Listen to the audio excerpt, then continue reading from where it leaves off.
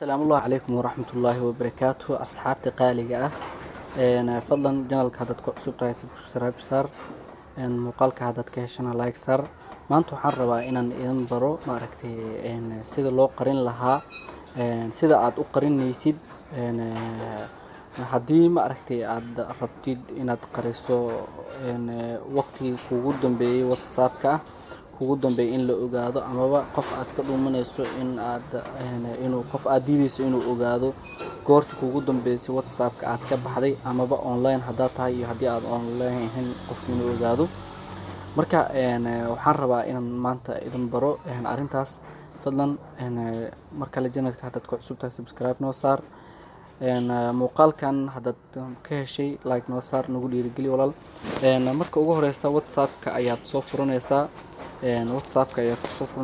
WhatsApp markaad soo furato kadib waxaad taabanaysaa saddexda alif ee qaybta kore ah sare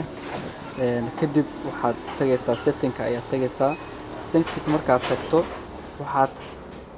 maxaydan ma aragtay aad taabanaysaa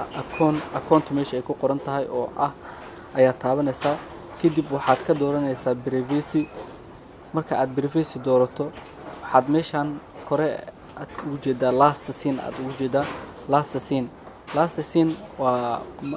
saddex option ayuu ku siiyay WhatsApp-ka ah everyone qof kasta inuu arko inay maykotashka dadka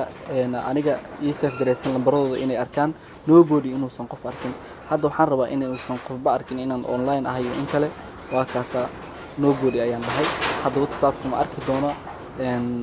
asxaabteyda ma arki doonaan inaan xarakay xaadir ahay oo aan online ahay iyo in ka maqnaa WhatsApp-ka goortii ugu dambeysay WhatsApp-ka ma ogaan doonaan waxaan taqaanaa waa ka muuqaalkan hadda